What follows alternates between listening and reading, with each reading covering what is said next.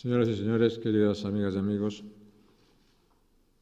es una gran satisfacción que un año más, con la presencia de todos ustedes, la Fundación FAES haga entrega de su Premio de la Libertad. Como acaba de decir nuestro director Javier Zarzalejos, es el octavo que entregamos. Y en este caso, en reconocimiento de los méritos que el patronato de la Fundación ha apreciado en la persona de Luis Almagro, secretario general de la Organización de Estados Americanos, político y diplomático uruguayo, y una voz respetada, íntegra y coherente, que en la comunidad internacional se alza en defensa de la democracia y del Estado de Derecho. El Premio FAES de la Libertad ha reconocido a personas y entidades caracterizadas por su compromiso con este valor supremo. Pero a través de este reconocimiento ha querido poner de relieve algunos de los grandes procesos políticos movidos por el objetivo de alcanzar la libertad y la democracia. Quiero recordar el primer premio que entregamos a Su Majestad el Rey don Juan Carlos, porque en su persona no solo quisimos reconocer su firme convicción en una España democrática, sino que quisimos recordar lo que significó nuestra transición, el pacto constitucional, la reconciliación entre los españoles y el alumbramiento de un proyecto común de libertad del que la Corona fue impulsora y artífice esencial. Hoy, el reconocimiento que expresamos a Luis Almagro es el reconocimiento a su labor y la expresión de nuestro compromiso con la libertad en Venezuela y en toda América Latina, y por la admirable lucha de los demócratas venezolanos por el futuro de su país. Quiero saludar muy especialmente a los muchos miembros de la comunidad venezolana en Madrid que nos acompañan. A todos les hago llegar mi solidaridad y para ellos pido todo el apoyo que debemos prestarles. Como uruguayo, Luis Almagro es un exponente calificado de la mejor tradición democrática de su país. Y si he hablado antes de la coherencia e integridad, es porque Almagro ha dado muestras sobradas de ambas en su larga trayectoria en la vida pública. Coherencia respecto a su estructura de creencias, defendiendo siempre la libertad y la democracia como pilares necesarios para edificar una sociedad mejor. Integridad a la hora de mantener sus posiciones frente a todos aquellos que de forma explícita o implícita se oponen a los valores que la sociedad abierta necesita para sobrevivir, sean estos amigos o adversarios ideológicos. Puso sus convicciones por encima de sus intereses personales y no dudó en renunciar a una brillante carrera política en su país cuando entendió que no podía compartir las posiciones del gobierno al que pertenecía en asuntos esenciales. Y el compromiso con la libertad y la democracia es sin duda uno de ellos. Es muy posible que si Luis Almagro fuera español o yo fuera uruguayo, no votaríamos al mismo partido. Seguramente mantenemos opiniones distintas en diferentes temas y es también posible que nos identifiquemos con tradiciones políticas diferentes. Pero nada de eso impide nuestro reconocimiento, porque luchar por la libertad, por la ley, por los derechos fundamentales, por las instituciones representativas, por elecciones libres, es un compromiso, si se me permite la expresión, prepolítico. Es un compromiso por crear las condiciones en las que sea posible la política. No se trata de imponer una determinada concepción de la política, sino de hacer posible que puedan confrontarse pacíficamente todas las opciones legítimas en democracia. Los españoles aprendimos pronto que cuando lo que está en juego es la construcción de un marco de convivencia para todos, el dilema no es entre derecha o izquierda, sino entre democracia o autocracia. Por eso he abogado siempre por la unidad de la oposición democrática y por eso bien conocemos los esfuerzos del régimen venezolano por dividirla y debilitarla.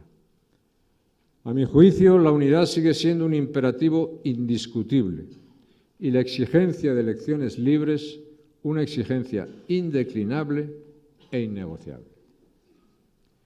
Ya no se puede hablar solo de deriva autoritaria en Venezuela. Hace mucho tiempo que el régimen dejó de derivar hacia para instalarse en la arbitrariedad, la violación sistemática de los derechos fundamentales, la coacción y la suspensión de cualquier residuo de democracia. Detrás del desplome económico de Venezuela está el inmenso sufrimiento de los venezolanos. Estudios recientes hablan que más del 61% de la población vive en condiciones de extrema pobreza y que esa cifra aumenta por días. Una sociedad rota por la pobreza y por el exilio. Pobreza y exilio que el propio régimen genera y crea y estimula para sobrevivir.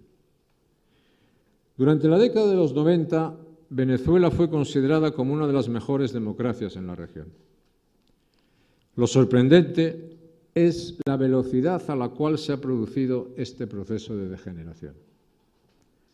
La que fue una de las sociedades más abiertas a nivel latinoamericano se encuentra en este momento blindada y cerrada ante el mundo, sufriendo un proceso de retroceso difícilmente previsible hace tan solo 10 años. En 20 años, literalmente, se ha destruido un país. El caso venezolano demuestra que todos los que creemos en la libertad debemos estar siempre vigilantes. Como decía Thomas Jefferson, el precio de la libertad es la eterna vigilancia. La cuestión venezolana evidencia cómo en una democracia consolidada muta primero en un régimen de carácter populista, de esos que ahora parecen tener cierta aceptación, y por último se convierte directamente en un régimen autocrático y dictatorial. Pero no deberíamos pensar que la advertencia de Jefferson aplica solo a Venezuela. Vigilar para que los enemigos de la democracia no avancen es un deber que nos afecta a todos. Y vivimos tiempos en los que deberíamos extremar esa vigilancia. En casi toda Europa, los sistemas políticos están sufriendo una crisis profunda, en la que el nacionalismo y el populismo están cambiando referencias democráticas fundamentales y están condicionando la agenda política. Los partidos que durante décadas han representado las grandes tradiciones políticas occidentales se encuentran en pleno declive electoral, cuando no en trance de desaparición, mientras una profunda brecha generacional atraviesa la política. La salida de la crisis económica, con cifras de crecimiento y creación de empleo en España y en toda Europa desconocidas en décadas, no está resultando el antídoto del populismo que podía pensarse. España, que vive una sólida recuperación, tiene también sus propios desafíos que van a exigir un esfuerzo de acuerdo amplio y duradero entre las principales fuerzas políticas, ahora y en el futuro, hasta donde podemos prever.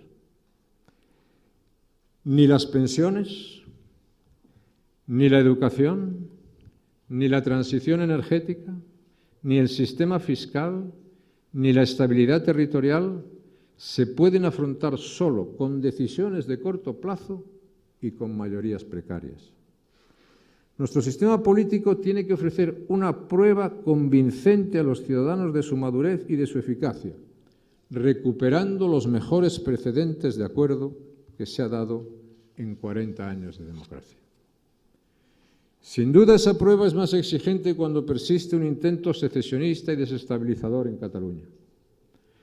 Nacionalismo radical y populismo es un maridaje que mantiene a la sociedad catalana, a su futuro económico, a su cohesión como rehén de las ensoñaciones fallidas del independentismo. Cataluña tiene que dejar de ser rehén del independentismo y afirmar que ni España, ni Europa, ni la propia sociedad catalana admiten ni la secesión, ni la ruptura social, ni el empobrecimiento económico. El nacionalismo y el populismo apuntan muchas víctimas potenciales, pero para desgracia de tantos, Venezuela, como decíamos, ya es una víctima real de estas patologías. El pueblo venezolano ha sido víctima de un asalto, ha sido víctima de un expolio en toda regla de sus derechos y libertades, de su mejor tradición política e institucional y de su riqueza nacional. Y todos los que nos identificamos con los valores de la democracia y los que creemos en el Estado de Derecho y en las instituciones representativas debemos apoyar al pueblo venezolano y a quienes representan sus aspiraciones. Tanto los que están dentro, siempre con la amenaza del encarcelamiento y la tortura, y en la actualidad hay más de 200 presos políticos en Venezuela, como a los que persisten desde el exterior, aquí en España o en cualquier otro lugar de América Latina. El respeto por los derechos humanos y el apoyo a toda medida en pro de la libertad en ese país debería ser una prioridad para todos los gobiernos occidentales.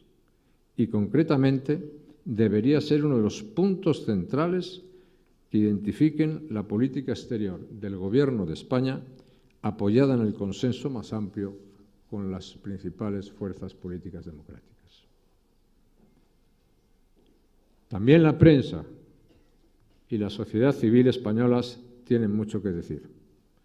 Y no debemos olvidar nunca esta cuestión venezolana.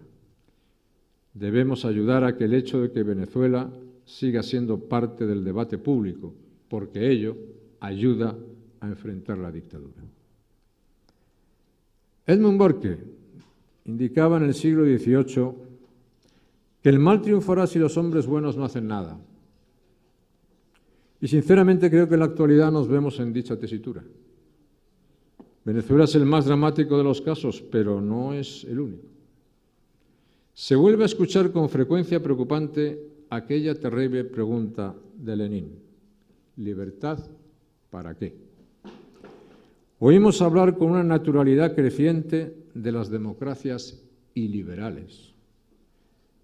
Y yo digo que ante esto no podemos contentarnos con ser hombres buenos, pero inactivos. No podemos dar la libertad como un logro adquirido para siempre, ni como un bien del que solo algunas sociedades tienen el privilegio y el lujo de disfrutar. No hay lugar para la doble moral de aceptar para otros lo que no estamos dispuestos a soportar para nosotros mismos. No hay lugar para la benevolencia con un régimen por no se sabe qué falaces complicidades ideológicas. No es aceptable imponer sobre la oposición democrática un deber de negociar sin garantías con quien han dado pruebas sobradas de hacer de la negociación un artificio para su provecho. La batalla por la libertad no está ganada. Necesitamos seguir defendiendo con la suficiente pasión y con la suficiente cabeza este gran valor. Este valor esencial en un empeño que es político, pero que también es, y bien lo sabemos, un empeño moral e intelectual. Y hoy basta con volver la vista hacia nuestro entorno más próximo, el entorno europeo, para comprobar que la sociedad abierta, el debate racional, las instituciones representativas son atacadas por extremismos de izquierda y de derecha día tras día y aspiran a tener una expresión política elección tras elección. Uno de los antecesores del señor Luis Almagro a la hora de recibir el Premio FAS de la Libertad fue el politólogo italiano Giovanni Sartori. El profesor Sartori, como muchos de ustedes saben, dedicó su vida precisamente al estudio de la democracia liberal. Y en ese sentido es necesario tener en cuenta lo que él y muchos otros intelectuales en la segunda mitad del siglo XX decían. La democracia liberal es resultado de una mezcla virtuosa de las mejores tradiciones políticas occidentales: la separación de poderes, el imperio de la ley, la sociedad civil, los derechos fundamentales, las elecciones libres. Nada de esto, insisto, es un lujo que solo está al alcance de algunas sociedades privilegiadas. La libertad es la condición esencial para el progreso de una sociedad, también para el progreso económico, porque solo desde la libertad se emprende, se innova y se crea. Este año, como sabemos, es un año de gran importancia para América Latina. El continente afronta a lo largo del 2018 varios procesos electorales. Algunos, por cierto, no son dignos de llamarse proceso electoral. Sin duda, las elecciones presidenciales en Colombia, México y Brasil tendrán una extraordinaria importancia para la dirección futura que tome el continente y para el avance de las reformas políticas y económicas. América Latina ha transitado la democracia en los 80 y en la mayor parte de los casos ha logrado consolidar dicho sistema. Ahora se debe afrontar el reto de la calidad y en ese sentido los esfuerzos de Luis Almagro han sido y son muy importantes. Teniendo presente todo lo anterior, parece lógico que Luis Almagro sea nuestro Premio Faes de la Libertad en este año 2018. Desde que tomó posesión de su cargo como el 11º secretario general de la Organización de Estados Americanos, Luis no ha parado de defender principios esenciales de institucionalidad y convivencia a través de informes, declaraciones y de las iniciativas propias de su posición en la OEA. Permítame referirme a dos casos concretos.